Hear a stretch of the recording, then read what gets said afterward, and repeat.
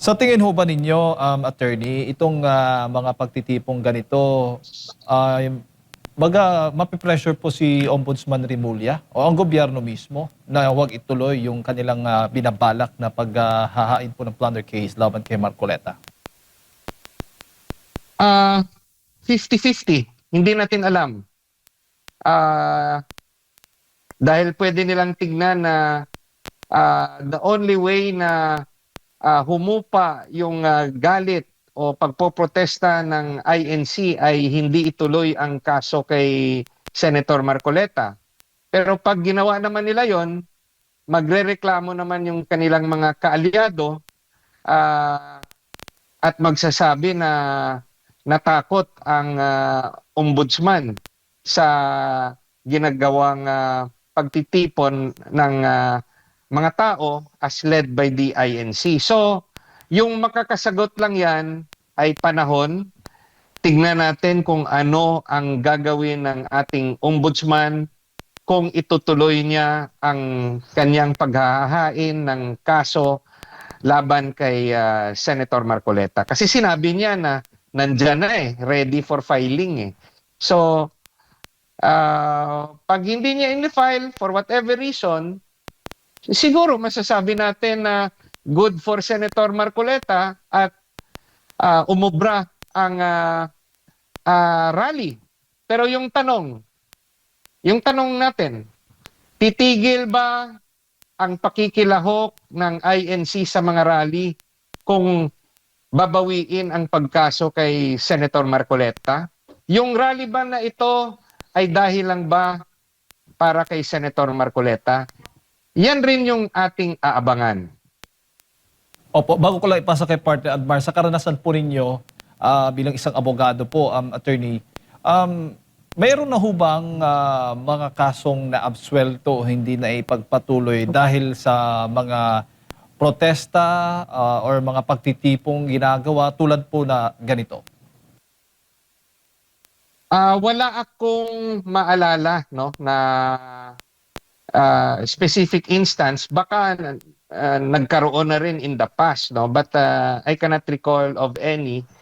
So but no a certain political conditions clearly has affected also the possible decisions of the authorities, just like the case no for example yung case ng mga ibang senador na sinabi nandyan na yung kaso, pero nung bumaliktad ng alyansa ay ipapatuloy pa ang pag-aaral. So there are certain conditions that could affect the decisions of certain political figures or figures in government. Dahil pwede na rin mag-iba ang kanilang perception sa pag-aral ng ebidensya na nasa harap nila. A case could either go right or left. Pero kung yung kanilang personal na simpatiya ay magsasabi na ipa-dismiss ang kaso, o doon sila pupunta. Pero kung yung personal nila na konsensya magsasabi nga ituloy ang kaso, wala rin tayong magagawa. Yan po ang advantage when you are in power.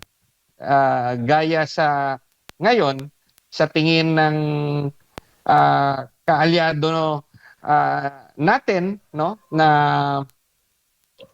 for example, the ombudsman who is a former DOJ secretary is allied with the sitting president. That is a natural and logical conclusion na may isip ng mga taong kumukontra sa mga pahayag o mga actions ni Ombudsman ni Rimulya.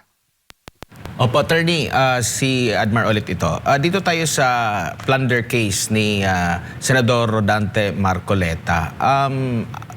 Meron kasing binasura na ng Commission on Elections yung unang sinasabing election offense na nakomit dahil hindi nagbanggit or hindi na isama doon sa SOSE, no? At now ngayon umusad naman ito sa ombudsman na umano'y plunder. Yung dalawang kaso na yon, wala ba itong hindi ba ito makakaapekto yung unang pahayag ng COMELEC dito sa naging decision din or magiging decision pa ng ombudsman na maghain ng kaso kay Senador Marcoleta? Doon yung pumapasok, no, kung titignan natin dalawang magkaibang batas, no? Yung sa election law, it is a violation if you do not declare your donor in your SOSE. But yung sagot naman ni Senator Marcoleta, tama naman. Why would I declare my donor when, let's say, he received it before the campaign period? Because of under the Peñera case, candidates, no, those who filed their candidacy only are considered candidates during the campaign period. Before, let's say, the 90-day period, it is not yet a campaign period. So, they are not obligated to declare, no? Let's say, may donation before the campaign period. Yung interpretasyon ni Senator Marcoleta at interpretasyon rin ng COMELEC, kasi pinanalo nga siya dyan, there's no need to declare it because hindi pa siya kandidato. So, nalusutan ni Senator Marcoleta yan. Kaso, yung interpretasyon naman ng ombudsman is not based on an election offense. There's the general rule na kung ikay public official, dapat huwag kang tatanggap ng pera na malalaki. Kasi gifts, ordinary gifts are allowed. Let's say, birthday mo, binigyan ka ng bottle of wine, okay yan. Yung mga gifts of no big value. Pero pag malalaki, lalo na binigyan ka ng 75 million in 3 instances, no, na to accumulate, it becomes 75 million. Sa interpretasyon ng ombudsman, nag-violate na yan ng corruption laws natin. And dahil sa kanyang amount ay more than 50 million, it falls under plunder based on the present, let's say, pronouncement of the ombudsman. Now, how can Senator Marcoleta properly explain that this is not covered by the corruption law or by plunder? First, he has to prove na ginastos niya to sa eleksyon.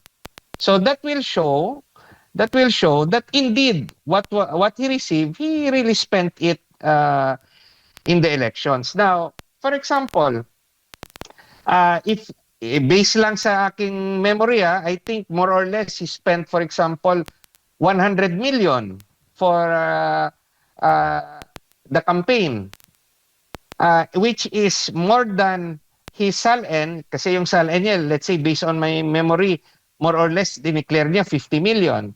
So, he spent more than his SALN. Siyempre, may pinanggalingan yung ginastos niya. Doon niya masasabi na that proves that I spent it, whatever he received, which he is not legally obligated to declare in his SOSE, he spent it for election and not to accumulate for to enrich himself. Now, hindi niya naman kasi pwedeng igastos lahat ng pera niya para lang sa eleksyon. Siyempre, nagtago rin siya. So, for example, he spent 100 million. May nagbigay sa kanya 75 million. So, 25 million comes from his personal funds. So, yan yung pwede niyang ma-explain sa ombudsman na I really spent it for election and it's not for reason of graft, for reason of my public office. Because that very reason nga ang laki-laki ng gastos ko sa kampanya kasi may nagtulong sa akin at ginastos ko dyan. And under election laws, that is a valid reason na to justify na makareceive ka ng pera. Yun lang, there is an additional issue against him. Bakit hindi nilagay sa SALN na may donation? So, tignan rin natin kailan niya ginawa ang kanyang SALN. Pag ginawa niya yung SALN niya, let's say, before the campaign period, let's say exactly on the day of the campaign, the first day of the campaign period, hindi niya pa nagastos lahat ng 75 million. So, dapat nakalagay yan dyan na may malaking pera siya sa kanyang SALN. But if his declared SALN is dated before he received the donation, syempre, hindi yan nakalagay dyan dahil na-receive niya lang yung donation after he prepared the SALN. So the date of the SALN is very important. Is the SALN dated before or is it dated after he received the donation? Yan po yung dapat matutukan natin. Kasi if he receive it, if the donation was made after the SALN, naturally, hindi niya, there is no obligation for him to place there an amount which he has not yet received at the time when he prepared his SALN. On the other hand, if he received the donation after, let's say, before his SALN, pwede siyang i-question ng ombudsman o na-receive mo before your SALN at ginastos mo naman ito during the campaign period, the 90 days period, you should have declared that amount of donation in your SALN. If he failed to do that, we have to ask for the explanation of Senator Marcoleta. Opo, sinasabi din niya na nakapagbayad din ng donor's tax, no? Yung nakuhanan din ng donor's tax yung mga nag-donate sa... That is correct. Under the law, yung may obligasyon na magbayad ng donor's tax are the donors. Not the donee, no? Opo. Yung donee, tumatanggap lang eh. Donors yung dapat magbayad. So, that is also part of his defense to show that it was really a donation. But our good senator has to prove that the donation was intended for the campaign, not by reason of his office. Doon yung magkakatalo sila ng ombudsman. That's why the date of the SALN is also very important. Now, if the senator could prove good faith, kasi ginastos niya naman talaga. That's why mas malaki yung kanyang expenses kesa sa kanyang SALN. It shows na ginastos niya, let's say 100 million. Yung SALN niya at some point in time is only 50 million. It proves that may kinuhanan siya ng pera by reason na kailangan niya yon para igastos sa election. So with that is an evidence that Senator Marcoleta could show to convince the ombudsman that clearly he did not commit plunder. Opo. Doon sa plunder law, attorney, meron bang kakibat na maliban sa pagbibigay, merong inaantay yung nagbibigay? Or kung magbibigay ka automatic, bawal na yun? It's like this. If you're a government official, no, the highest official and the lowest official, yung clerk, you're doing your government function. Pag may nagbigay sa iyo ng malaking halaga na let's say hindi mo kapamilya, as a stranger gives you money, there's already a presumption that that money is given to you by reason of your office. So it is now, you will now be on the defensive to show nga, no, binigyan ako ng pera dahil may utang siya sa akin. No, binigyan ako ng malaking pera hindi dahil sa opisina ko, dahil utang ito. May nang utang ako sa kanya. So it depends now on the use of that money, on the reason. But kung binigyan ka lang ng pera na walang rason, the presumption is just like yung akusasyon sa ng mga 18 sundalo.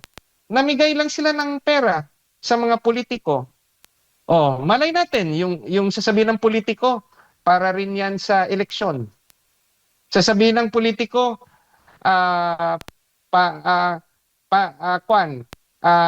utang yan. Sasabihin ng politiko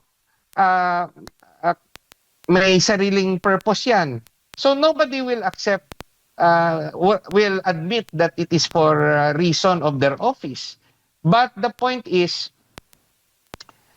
yung mga politiko na nakaka-receive ng malalaking halaga, they have to prove kung tinago nila yan, it shows that it is not for election. It is not for campaign. It's not a campaign contribution. Pero pag prinote nila na ginastos namin yan for election, di yan yung donation.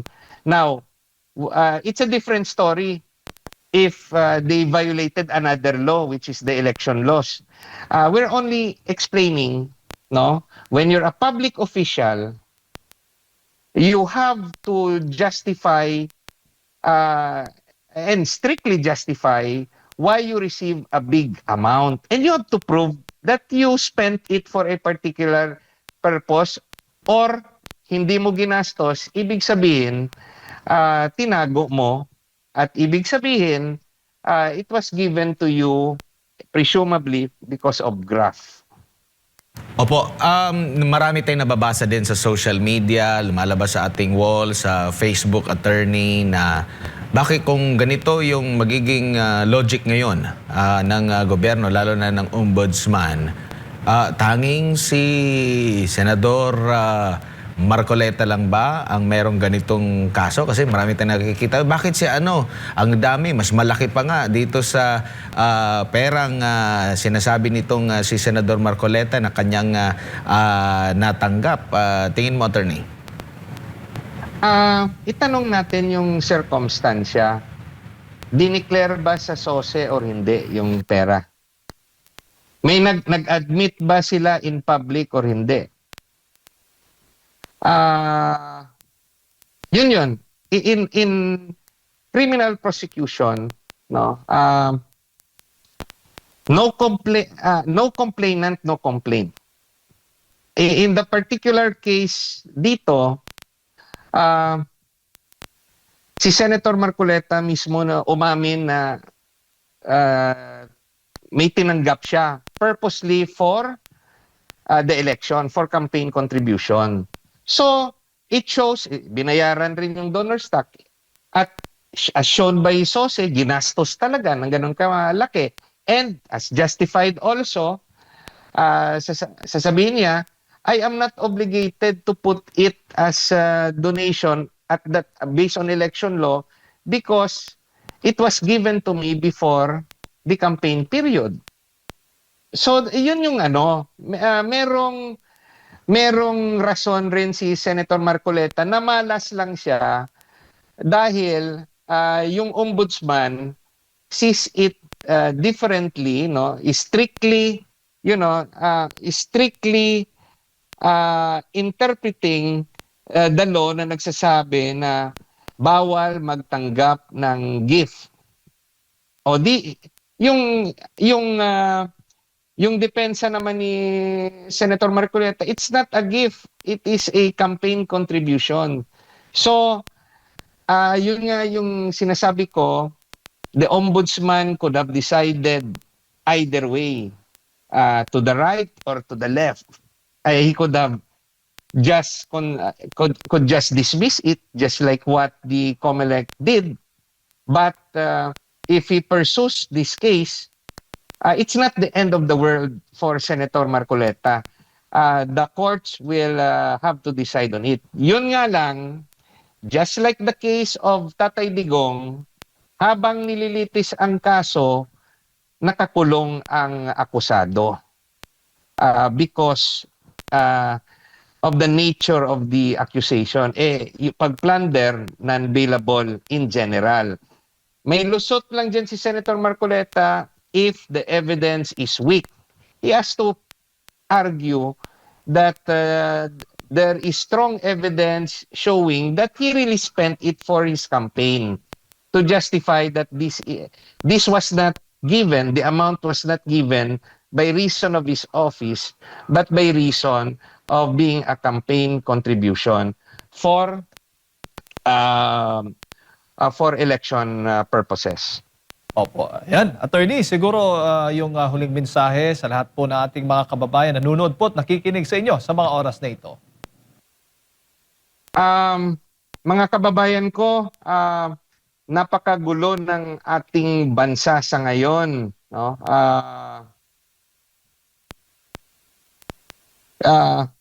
Mahirap no maging Pilipino sa ngayon.